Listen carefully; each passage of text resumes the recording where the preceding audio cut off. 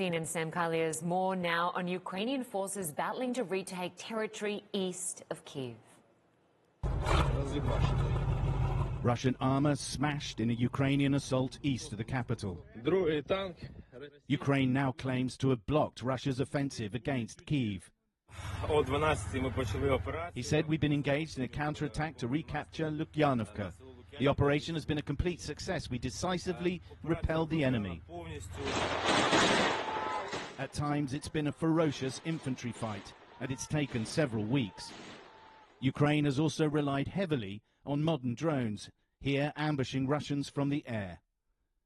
Tank crews are sent running for cover.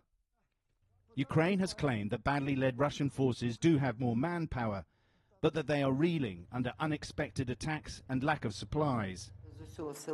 What they say may be true, according to Zina Kilko, who's tending to her wounded husband in the nearby Brovary hospital.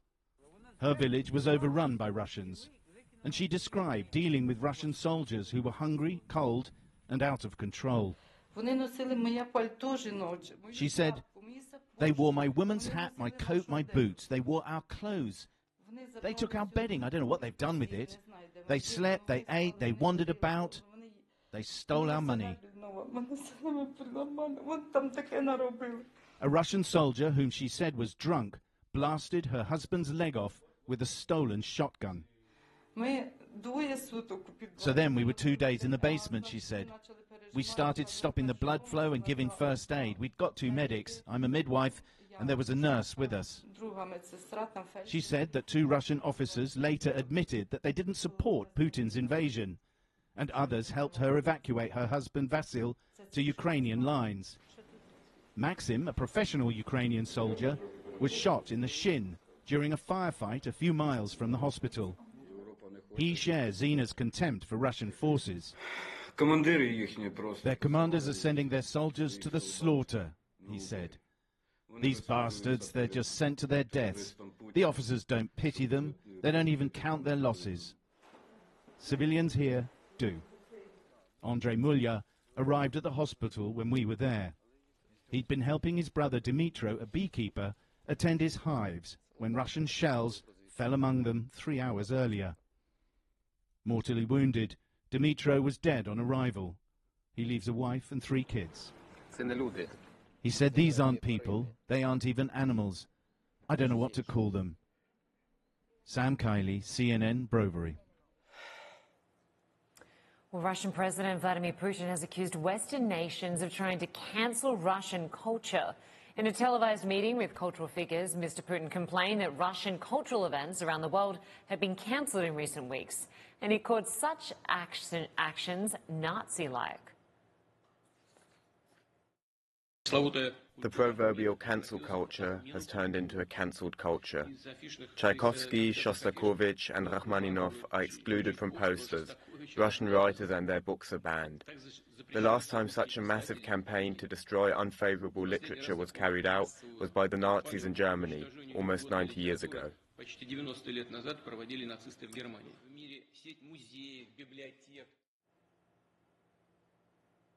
Mr. Putin also compared the treatment of Russian culture to the backlash against Harry Potter author J.K. Rowling over her opinions on transgender issues. Children's book writer J.K. Rowling was recently cancelled because she, the author of books that spread far and wide in hundreds of millions of copies, did not please the fans of the so-called gender freedoms. Today they are trying to cancel a whole 1,000-year-old country, our people. I am talking about the increasing discrimination of everything related to Russia, about this trend which is unfolding in a number of Western states.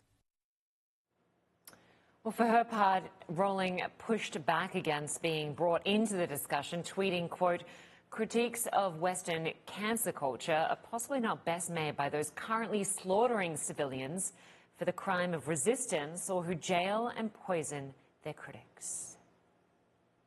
We're now to a major shift in Russia's stated goals for its war on Ukraine.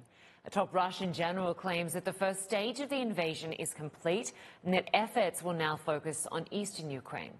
Journalist Atiga Schubert is following this and joins us now from Valencia, Spain. Good to have you with us, Atiga. So what do we put this down to, this change in narrative that we're seeing from Russia? Well, it is definitely a significant public messaging shift, and it's delivered by Colonel General Sergei Rudskoy, who is the first deputy chief of the Russian General Staff. So it's a significant voice. And by saying that the main goal is the liberation of Donbass, those were his words. This is the disputed eastern Ukraine region that, has been partially controlled by Russian-backed separatists now for years, since 2014. And he's also signaling that this has been a military success. Now, that's very different from what we've heard before, certainly from Russian President Vladimir Putin. He previously has said that Ukraine shouldn't exist at all as a state and should be demilitarized and, in his words, denazified. Now, it's unclear what he means by that, but presumably it would have meant some form of regime change, which has not been affected by Russia at all. It's failed to capture any major cities, least of all the capital of Kiev, where Russian troops have been beaten back recently. And it's hard to call this a military success in any way, especially when, by Russians' own admission yesterday, more than 1,300 military personnel have died in this war so far. Now, Ukrainian officials put that number much, much higher, and NATO and U.S. defense officials believe that at least 7,000 Russian troops have been killed, including several high-ranking commanding officers. So why then do we see this kind of messaging of changing the goals and painting this as a successful military operation? I think this could be a possible way to find a face-saving, tenable position at the negotiating table. Remember that Ukrainian President Volodymyr Zelensky has repeatedly said the only way forward, the only way to resolve this is direct talks with Russian President Vladimir Putin. So what we could see now is the Russian military signaling that it's changing its goals, changing the narrative in order to walk it back to the negotiating table. That doesn't mean that we're going to see less fighting on the ground. In fact, we could see an intensification, certainly around those disputed areas like Mariupol, which is right in the Donetsk. Linda? All right. Hopefully it does lead to some negotiating. Atika Schubert for us. Good to have you with us. Thank you.